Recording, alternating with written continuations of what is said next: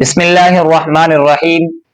آپ حضرات کو آج میں اس شخص کے بارے میں بتانے والا ہوں جو زندہ بھی ہو اور نمازوں کا کیا وہ فدیہ دے سکتا ہے جو ان سے رہ جائے نمازیں، یا نہیں دے سکتا۔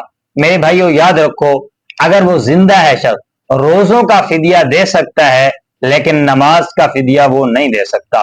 جب تک کہ وہ زندہ ہے تو اس کو حکم ہے کہ وہ رکوع سجدہ کھڑے ہو کر نماز ادا کرے۔ اگر وہ اتنی طاقت نہیں رکھتا تو اشارے کے ساتھ وہ نماز پڑھے۔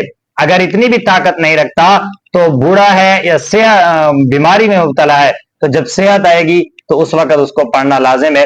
فدیہ اس نماز کا نہیں دے سکتا۔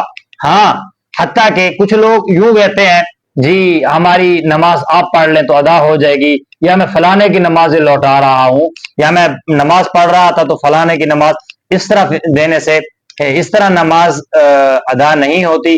جس شخص کی نماز رہ گی اس طرح نہیں ہوتا۔ اور دوسری بات جو ہے کہ اگر کوئی فدیہ دینا چاہے تو وہ کس وقت دے سکتا ہے؟ میرے بھائیو، وہ شخص وصیت کرے فدیہ دینے کی اپنے وارثوں کو، اور وہ مال بھی اتنا چھوڑ کر جائے جو اس کے وارث اس کے مال میں سے فدیہ دیں، تو جا کر اس وقت جو فدیہ نماز کا ادا ہوگا۔ باقی اللہ تعالیٰ کی مرضی ہے، وہ جس طرح چاہے تو وہ اللہ کی مرضی ہے۔ اسی طرح اگر کوئی شخص جو ہے حج کر کے آئے یا توبہ کر لے تو اس سے گناہ معاف ہوتے ہیں، فرض ادا نہیں ہوتے، کیونکہ اللہ تعالیٰ معاف فرمانے والی ذات ہے۔ تو توبہ کرتا ہے انسان، اللہ تعالیٰ گناہوں کو معاف فرما دیتے ہیں۔ اور اسی طرح جو ہے اگر حج کر کے کوئی شخص واپس آ گیا تو جو قرض ہوگا وہ اسی طرح ہی ہوگا، حج کرنے کے بعد جو آئے گا اسی طرح قرض ہی رہے گا، قرض اسے لوٹانا ضروری ہوتا ہے۔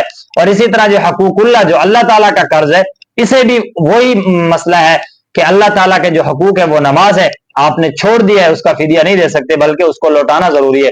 ہاں، اگر اس دنیا سے آپ چلے گئے ہیں تو پھر اللہ تعالیٰ کی مرضی، یغفر ما دون ذلک لمن یشاء، اللہ چاہے تو اسے معاف فرما دے۔